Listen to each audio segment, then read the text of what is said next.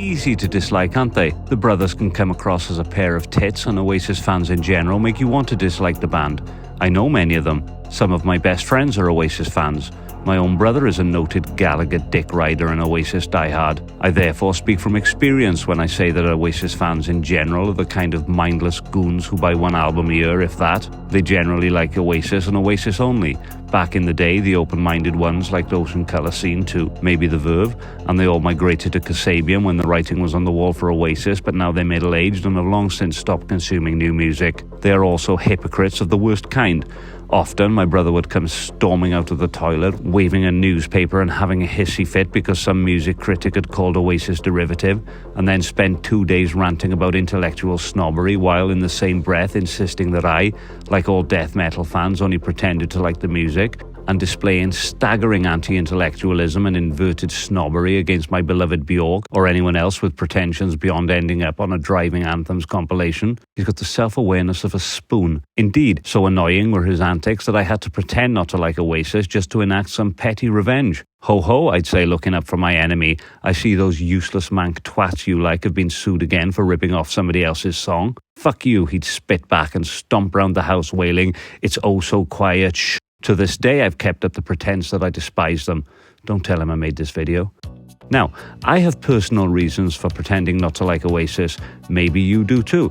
Maybe your friends are a bunch of neutral milk hotel, black country, new road types, or jazz fans, and the inevitable social exclusion that would follow an expression of admiration for Oasis fills you with a black dread. Maybe that moderately hot Starbucks barista you've been trying to impress is an indie sad girl, and you're trying to convince her and yourself that you'd much prefer Japanese breakfast or Mitski over that awful Britpop racket. No judgment here, though trust me, she ain't gonna fuck you, bro. Whatever, we're better than that. We are better, aren't we? Let's take a long, hard look in the mirror and dissect our disdain, real or performative, and examine some of the criticisms commonly levelled at this much maligned pair of mank twats. 1. They're shit. Oasis are absolutely not shit. Shit bands do not write songs like Don't Look Back in Anger, Wonderwall and Live Forever. They are overplayed, maybe, but that's a separate issue. Check out lesser known tracks like Hello, She's Electric, Gas Panic or Bag It Up. These are not the works of a shit band. Don't come at me with that Oasis are shit nonsense. Deny it all you want, but Oasis's B-side compilation is better than 90% of bands' greatest hits. And that's not hyperbole, that's the truth of the matter. Go listen to Masterplan, Acquiesce, Talk Tonight, and tell me that your beloved Neutral Milk Hotel or Nick Drake or Black Country New Road have ever written lead singles as good as these B-sides. I can see why music elitists hate Oasis. Hating bands like Oasis is practically wired into their DNA, like an ancestral fear of snakes or something. Their anti-intellectualism, the one-dimensional simplistic music, nonsense lyrics. It's like Oasis were created in a test tube to annoy broadsheet critics and elitists. But black cassette music is the people's music, nerd.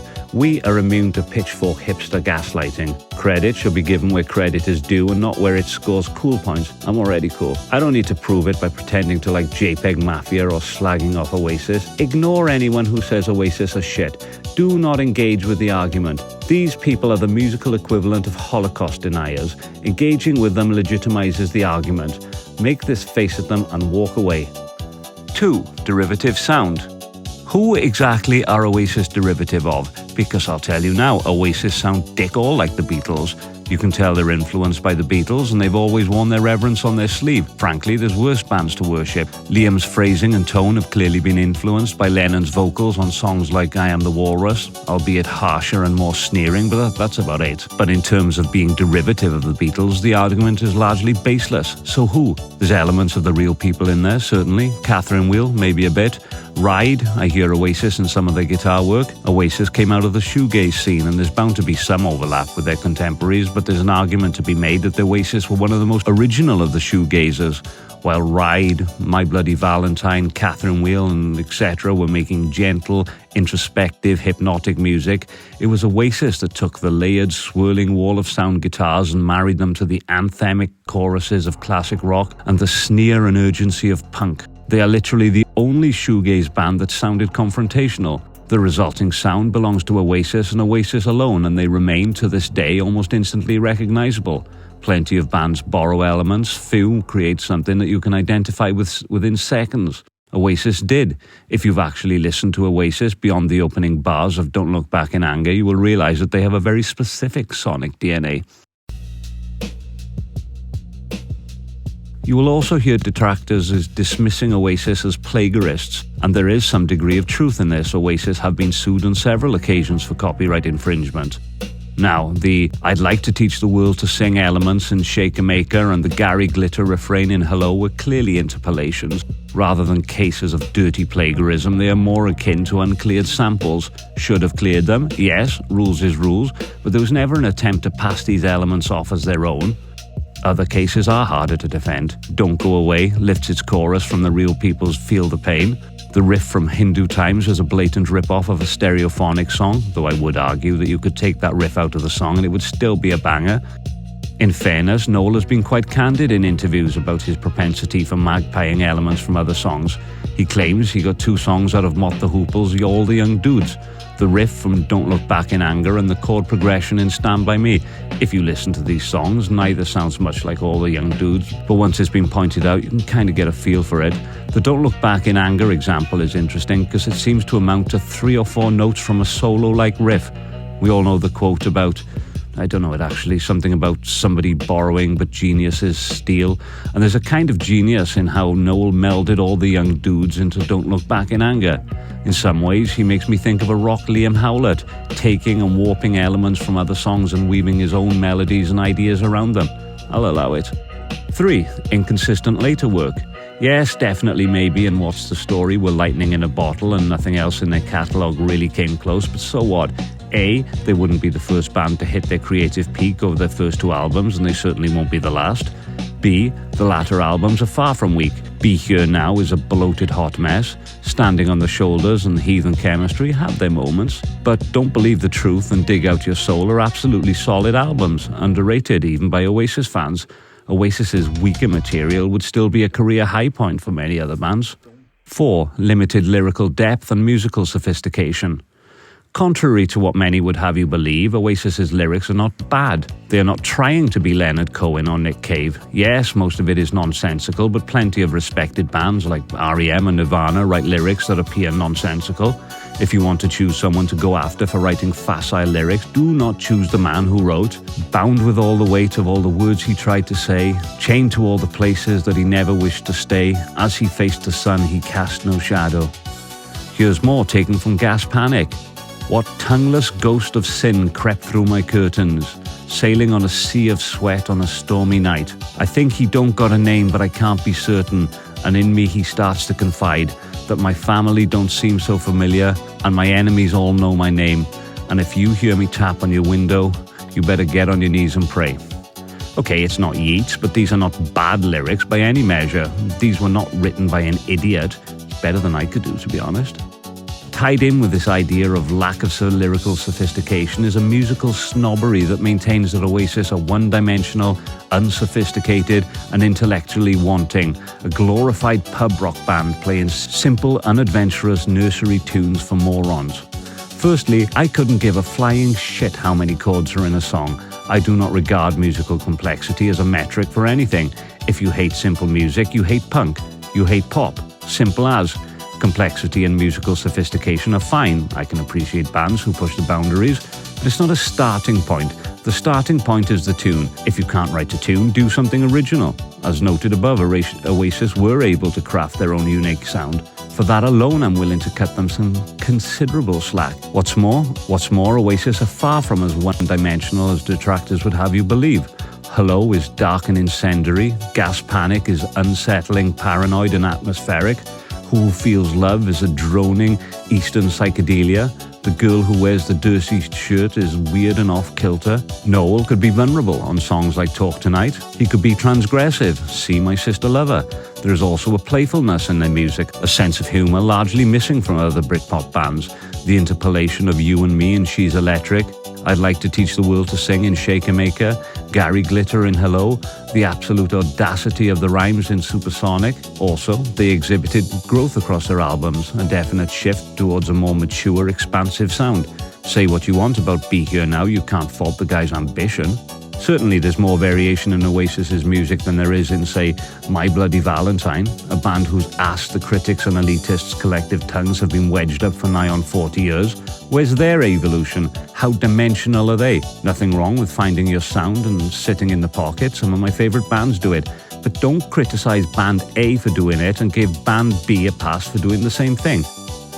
Guardian music critic Simon Price has been pursuing what amounts to a personal vendetta against the band for the better part of 30 years while gushing about bands like Ladytron like they'd been sent here to save music. He hates them. He seethes at their success. Read his hit pieces. Here's the latest. Oasis are the most damaging pop cultural force in recent British history. Watch him grasping and flailing round for intellectual justification for hating them without actually saying that Oasis and their fans remind him of the kinds of kids who used to bully him in school. Knuckle draggers, he calls them. Regressives, homophobes. Imagine lacking the sophistication to separate an artist's music from a couple of drunken rants at award shows. Imagine anyone, let alone a professional music critic, being unable to find anything of value in an album like What's the Story. Witness the weird class hang-ups that seem to inform his opinion, the resentment he feels that the voice of 90s working-class Britain should have been a pair of foul-mouthed oafs who've never read a book in their lives, instead of some androgynous wallflower who makes clever references to Proust and Yeats in their lyrics. The overriding message of this piece is being working class is okay, guys. Just make sure it's the right kind of working class. Similar sentiments here from that guy from Block Party after Liam said of Block Party, they're like a band from University Challenge. The idea that your ambitions shouldn't extend beyond getting pissed and watching the football really irks me. It's this idea that to be authentically working class, you need to be untainted by the airy-fairy ephemera of education, and it seems to be pretty unique to this country. Which is fair enough. We should not regard education as a phaeton bourgeois. A point well made, sir. But he then went on to say, I think Oasis are the most overrated and pernicious band of all time. They had a totally negative and dangerous impact on the state of British music. I'm less comfortable with this. Overrated? Arguable. The most overrated band of all time? Not a chance. Pernicious? Steady on. Negative and dangerous impact on music? I would argue the contrary. Oasis were the blunt edge of the revival of British rock music in the 90s. In the UK at least, they played a significant role, if not the defining role, in battering open the doors of alternative music to the wider public in the wake of Nirvana. Let's not forget that Oasis, darlings of the NME and Melody Maker, were absolutely regarded as an alternative band in their early years, even if their alternative fan base largely deserted them after Wonderwall. And it was their success, to an extent, that allowed Pulp, Blur, Manic Street Preachers, The Verve, and even Block Party to cross over into the mainstream and thrive commercially. Ain't no way Block Party were getting on Soccer AM or FIFA soundtracks if Oasis hadn't come first and done all the grunt work, I promise you that much. So, what exactly is this pernicious legacy? Even if I concede that Oasis was shit, and I don't, we should bear in mind that although Oasis were massively successful, they weren't particularly influential. Where are all the Oasis clones despoiling rock music as a result of this damaging legacy? They don't exist. Where are all the loutish, anti-intellectual rock stars throwing around homophobic insults at award shows like they're foul-mouthed mank heroes? I don't see them. Most of them are as polite and considered and careful not to offend as they have been for the last 30-something years. Is this pernicious legacy and cultural damage in the room with you now, Mr. Block and Mr. Price? Again, Oasis, even if we concede they are shit, which again I do not, they did no damage to the music scene. They did not, on the whole, draw fans away from other music genres, so we can't even argue that their legacy was damaging in the respect that it tended to starve more deserving causes of album sales or ticket sales. Oasis fans, to a large extent, were normies. If they weren't buying Oasis albums, they probably wouldn't be buying music at all. They certainly wouldn't have been consuming Orchestra or Pale Saints. If Oasis weren't playing live, what concerts would these fans have gone to? None, probably. If Oasis had any legacy at all, it is, on the whole, a positive one. They helped take alternative music into the mainstream. Not a bad thing. They came, made some great music, and went. Then came back, kind of. Block Party went on to call them Luddites. Again, we see this pernicious intellectual snobbery that ran through the Guardian piece earlier. Invoking intellectualism in rock is missing the point. You can't criticize a rock band for being intellectually wanting because the rock music is not an inherently intellectual medium. It can be, yes. If it is, great. But it's not necessary. The Sex Pistols were morons. AC/DC and Motorhead had little interest in themes beyond sex and alcohol. It's irrelevant. The great thing about rock music is that it's democratic. A university education is no bar to entry, nor strangely is musical talent. In fact, there are practically no bars to entry, not if you can write a good tune. Noel wrote loads. Referring to them as Luddites and Philistines is utterly beside the point. I don't care. I don't check an artist's CV before deciding whether or not I like them. 5. They get on my tits. I feel you. As I said, they can come across as a pair of tits, but we shouldn't be too hasty to judge. Oasis arrived at a time when guitar music was in danger of becoming polite and self-conscious.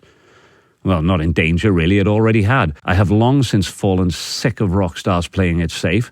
Where is the chaos, arrogance and danger of the past eras?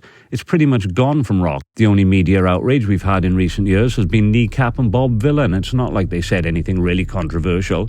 If the worst shitstorm our current lot can produce is through expressions of solidarity with an oppressed people, rock music needs to take a good, long, hard look in the mirror. Punch a paparazzi, for God's sake. It's not hard. They practically want you to do it. TMZ pay hard cash for that shit. Piers and Sharon gave us all a good laugh, as did all the click-chasing social media vermin usual suspects, but it wasn't really satisfying outrage. Matt Healy from 1975 is considered outspoken, but the only thing he speaks out on is climate change, racism, sexism, etc. Laudable sentiments, perhaps, and I'd be happy to hear them from a politician. I expect my politicians and government to represent everything that's good about society and humanity. They don't, of course, but that's the last thing I want to hear from my rock stars. I mean, keep it PG, don't be like this guy. This guy, eh? We don't get much cause for national pride over here in Wales. I was at a pub quiz once, and there was a question, something like, what is the two ust things in the world Wales is? There was a clue. One was to do with castles, the other to do with bananas. Turns out we had the mostest castles in the world, but I never heard the banana answer. Probably something dull, like the lowest banana consumption per capita in Western Europe, or the strictest banana quality regulations in the world, or God knows, the mostest bananas pulled out of guys' asses in A&E wards, as far as I know. Bananas and castles. They missed the big one though, didn't they? We got the evilest rock star in the history of music. Now, I don't want to appear like I'm claiming that there's anything cool about being from the same country as a celebrity nonce. He's a heinous bastard. I'm not bragging. I kind of am though. Welcome to Wales, home of the most evil rock star ever. It is what it is. I digress. Unlike modern rock stars who sound like chatbots, sanitized, considered, pre-programmed, predictable, Oasis genuinely did not seem to give a shit. The lack of respect they show to fellow artists is frankly staggering. On the Kaiser Chiefs, they sit on top of an apex of meaninglessness. They don't mean anything to anybody apart from their fucking ugly girlfriends. Jack Black. He's just done a song for Coca-Cola. End of. He ceases to be in the club. That's fucking wrong. It's like doing a fucking gig for McDonald's and he looks like Zorro on donuts. U2. You see pictures of Bono running around LA with his little white legs and a bottle of Volvic and he looks like a fanny. Bono again.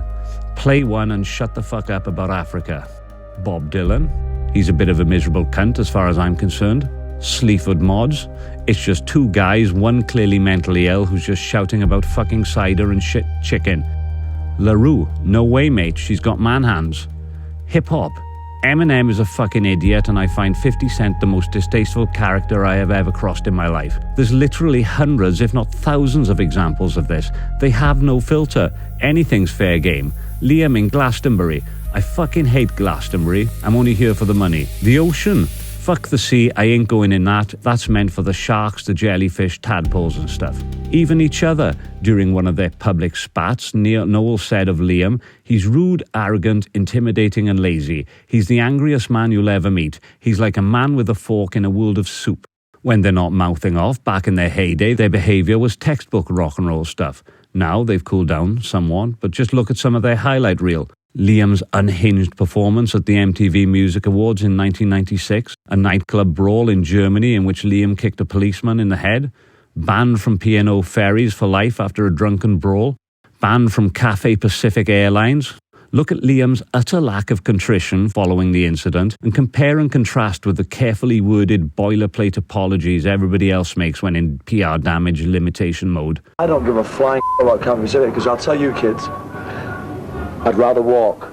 No. Who told you to shut your mouth? Some panhead who wants stabbing up the arse with a pickaxe. That's enough. That's enough, lads. It really is enough. Noel wishing AIDS on Damon Albarn. Homophobic jeers and drunken rants at award shows. Arrested in Holland following a hotel brawl involving cricket bats and fire extinguishers. Punching journalists. Liam once managed to punch 2 paparazzi on a single day. There's a photograph of him kissing a young lady in a pub, and I merely said, what's going on here? And he didn't like the question too much, so he punched me in the face. I expect, nay demand this behaviour from my rock stars. Oasis do not deserve your scorn, they deserve a medal. So, do I love Oasis? No. They made some great music, but they're not my thing, to be honest. I often think the difference between liking and loving a band comes down to their sound, and whether or not you like it enough to carry you through their mediocre or samey material, because nobody writes only bangers and everybody's samey to some extent. I could, and often do, listen to mediocre death metal albums all day. Subpar Pink Floyd albums hold no fear for me. I could love Oasis, though, because the songs are there, and don't let anyone tell you that they aren't.